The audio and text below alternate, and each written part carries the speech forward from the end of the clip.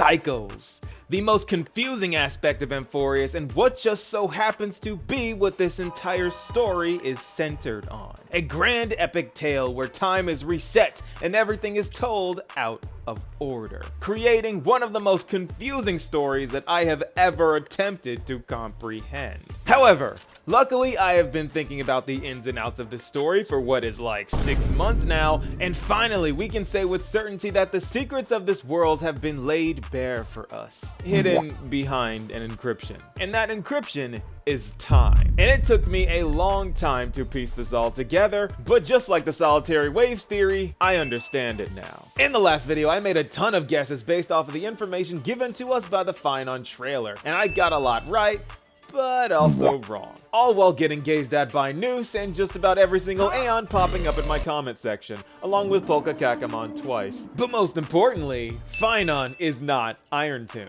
though his data was inevitably merged by him. But we'll get into that later. So without further ado, let's dive into this ever-resetting story lost and shattered in time, shall we? Because this is the Cycles of AMPHOREUS Explained. Okay, so first off, if you've been following the continuity of my videos, wow, this update proved so many of my theories right, but if I went into the 6 months worth of theories, we would be here all day. So allow me to break down the absolute cinema of this story, because the way that I'm going to do this is in order to make things as understandable as possible, I'm going to put these events in the order in which they belong. Because in truth, this story began way before our Trailblazer even stepped foot on this world. And for some reason, Lygus decided to tell us this exactly halfway through the story. Anyway, in fact, this story begins after the events of the Scholar's Strife and the death of Rupert II, with nearly all the Emperor's scepters destroyed and only 2 evading detection, the one that Cyrene discovered and this one. And Noose abandoned the entire project and withdrew their gaze from Rupert's work entirely. Probably because Noose values organic life. Most of the Genius Society members are human after all, and the only 2 known emanators we know about are also human, Dr. Primitive and Herta. It's almost like organic life isn't as stupid and useless and imperfect as Rupert's damaged logic unit proposed them to be. Remember, a human made Noose. Anyway, this scepter created for the purpose of bringing about the perfect world of erudition was now abandoned by the Aeon of Erudition. And we can learn 2 things from this. 1, further confirmation that the Aeons can withdraw their gaze and power anytime they feel like it, and 2, Noose can lose interest in a subject once they figure out that it is wrong or flawed. And both of these things happened to the scepter that, even though didn't have a consciousness, felt anger, and that makes sense because Rupert was a very angry, hateful robot that spawned a consciousness out of thin air just to hate. For those new to the channel, that's canon, so that much lines up. And unable to cope with being labeled useless by their literal god, the scepter had a legendary crash out, leading to it creating life just to kill it in an endless, inescapable loop. So basically, the story of Rupert is, hey Noose, isn't a perfect world of intelligence great? Yeah, well let's destroy all organic life because humans make oopsies. What do you mean my plan sucks and I failed twice? No, come back! You're angry. Fine, I'll destroy organic life by myself then. And besides my theory on that being absolutely right, what I didn't imagine was that this loop had a purpose other than trying to kill all organic life. And that was to find the prime mover of life. Put simply, the prime mover of life is where all life comes from that doesn't need a point of origin. It just exists and life comes from it. And this scepter believes that it found the answer. And the answer is, it's kind of stupid. It's the Big Bang. Destruction itself is the prime mover of life that spawned life without needing a starting point. I don't know why it's so proud of this conclusion, but it is, and it wants to rub Noose's droid head face in it. By the way, just so you know, Noose's creator already found the origin of the universe, aka the imaginary tree, and we know that finality exists, so this scepter is inherently wrong, but good luck convincing it of that. because through extrapolating on the definition of insanity, endlessly recreating a world just to destroy it, it created a scenario where it would infinitely learn about the nature of destruction. And this senseless obsession drew the gaze of the path poacher himself, Nanook, because he just loves to turn other path stratos into his emanators. Fantalia was abundance, Selenova was harmony, you know the deal. And this resulted in the creation of Irontomb, a planet-sized neuron designed for erudition but dedicated to learning destruction. And it found everything it needed to know. And right as it was on the tipping point of receiving its last crucial string of data necessary to strike down the very god that fuels its rage, it reached the final era, Nova. And this is where our story begins, because the world bearer of that era, aka a man named Khaslana, Kevin's last name, truly subtle as a brick, and his childhood friend, a demigod of time named Cyrene, survived until the end. And because of their bond, they realized some things about this world. Namely, the scepter had a bit of an anomaly and the veil on the sky slipped, revealing that it was a screen the entire time. And through Cyrene's divinations with Orynyx, she realized that other cycles existed, leading them to discover that this world was but an endless simulation hurtling towards destruction,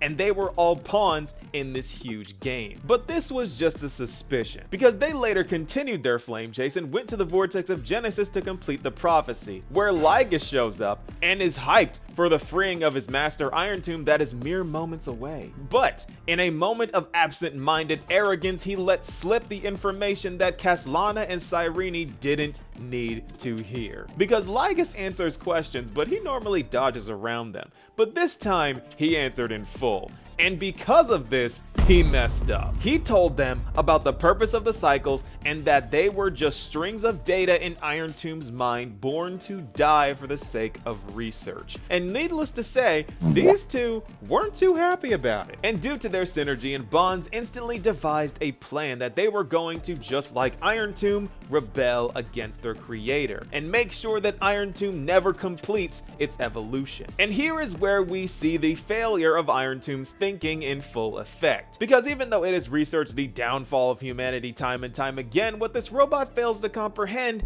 is the indomitable human spirit. Something that Lygus also fails to grasp, because after killing him, they cooked up a plan to stop the time loop by tampering with it and creating their own time loop. And this was the starting point of the eternal recurrence and what we call now the cycles. And this time loop was based around a fairly simple concept. Remember when I said that the Titans of AMPHOREUS were based off of the pad system? Well, that ended up being right, along with the Time Titan being modeled off the Remembrance. And since they know they are data, they are memories of Irontomb. So what would happen if they created a blockage where Irontomb can't take in the data of the cycles completing due to time being broken, which results in a mass of memories endlessly building up? The perfect lure for Fu Li. And with Cyrene drawing in the gaze of Fu Li, she would always have the authority of time, since time and remembrance are one and the same. She can make sure that when time resets, everything returns to the same loop,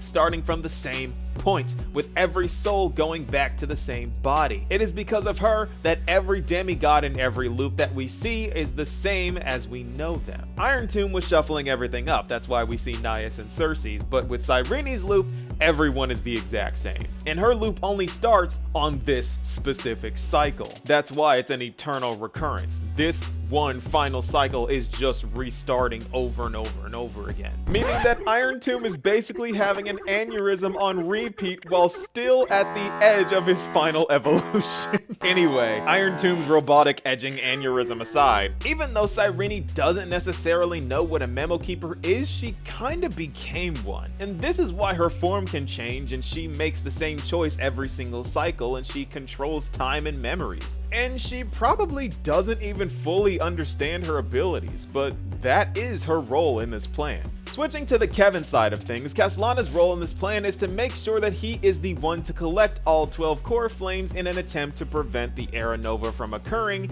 giving Cyrene a chance to reset everything again, and also attempting to find a way to break Irontomb from the inside every single time. The girl who watches over time, and the warrior who carries the world. And with that, they parted ways, determined to find a way to defy their fate. And here is where the story focuses on Khaslana's agonizing trudge through the 3,550,306 cycles, trying and failing to find ways to destroy Irontomb, all while collecting more and more core flames that set his body and spirit ablaze. Not to mention enduring the soul-crushing pain of killing his comrades and himself countless times. Because he did try to explain himself and get the core flames peacefully, and this did happen sometimes, but most times he would have to solo his entire verse over and over and over again in order to stop Era Nova. Each time including some variations, such as him collecting the core flames in different orders and killing the demigods in different orders. Even leaving Ika for last at some point. Bro was trying anything. They even misspelled Ika's name. It's a C, not a K. But far be it from me to talk about spelling errors. Anyway, but as the cycles went on, he started to lose his mind and the core flames took their toll on him,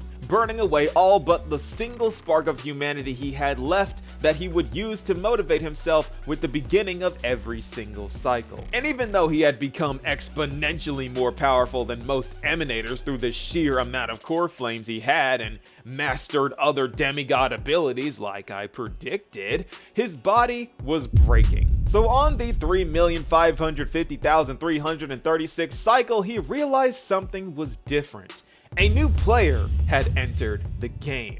Us. So he cooked up a desperate plan to hand off all of his core flames to this cycle's Phynon, in blind faith that this new wildcard would be the true deliverer. The person from beyond the sky hopefully able to stop Irontomb. And this is where it is made clear that Khaslana is now the Flame Reaver and has been the good guy of this story the entire time, defending the entire universe with sheer force of will. And with this realization, we can return to real time where Phynon accepts the burden from himself and fuses with Khaslana, receiving his memories in all of the core flames, and just happens to receive the gaze of Nanook from his sheer intent to kill. To which he proceeds to have the most legendary and justified crash out known to man. Because after leaving us to witness the miracle in his stead, he absolutely flames Lygus and gets taken to the Warforge after calling out Nanook to his face, where he is to be recast anew to become Nanook's emanator. But instead of submitting, Kevin loses his mind and lets out the rage that has been suppressed for the 33,550,036 cycles, absolutely dismantling everything in sight with a smile on his face without even trying. This guy goes so crazy that Nanook had to send his strongest emanator, Zephyro, to defeat him. But not before Phynon destroys multiple galaxies to land a single strike that draws blood from the destruction. The very same blood that runs through his own veins, that visibly shook Nanook, because his eye was narrow, then it widens as it heals back, meaning that even if it was for a brief moment, Nanook was threatened by Phynon. So much so that after Phynon had died, he was still staring in his direction and never averted his gaze. So needless to say, I think Phynon passed his Emanator exam and will in fact be recreated at some point, because that's the whole point of the Warforge. You get destroyed and are recreated. So I refuse to believe that we have seen the last of Khaslana. But going back to the Trailblazer, we've still got one more cycle to sort things out, and Cyrene is back with a majority of her memories still intact. And that is where we leave off. This is going to be one last cycle of absolute chaos. And in the end, I can confidently say that I was right about so much. From the Chrysosairs coming back, to the Lygus Irontomb link, to the Scepters, to how they were being used, to Cyrene's identity, and us having to rewrite the new story for AMPHOREUS. I may be new to the theory scene, but this rookie is putting up numbers, okay? Anyways, victory lap aside, we still got to talk about Cyrene and March and Oryx's mother and so many other things, because this story is far from over, and the stakes have never been higher. But as of right now, I think it's safe to say that this is the Cycles of AMPHOREUS explained. I was right about a lot, but admittedly I was wrong about a lot too. Turns out the guy was Khaslana, not Kaos, but hey, there was no way outside of leaks that I was gonna know that, and leaks are boring and also cheating, and as an Elation Erudition follower, that goes against both of my codes. The way I see it, getting things wrong is all part of the fun. It's all speculation at the end of the day, and as Herta would say, there's nothing more precious than failures for a genius. I don't necessarily agree with that. I would rather just be right, but hey, it is what it is. This story was absolute cinema, and I genuinely feel bad for those who skipped out on AMPHOREUS in 3.0. But what do you guys think? Be sure to let me know, and I'll see you all in the next video. Peace, y'all.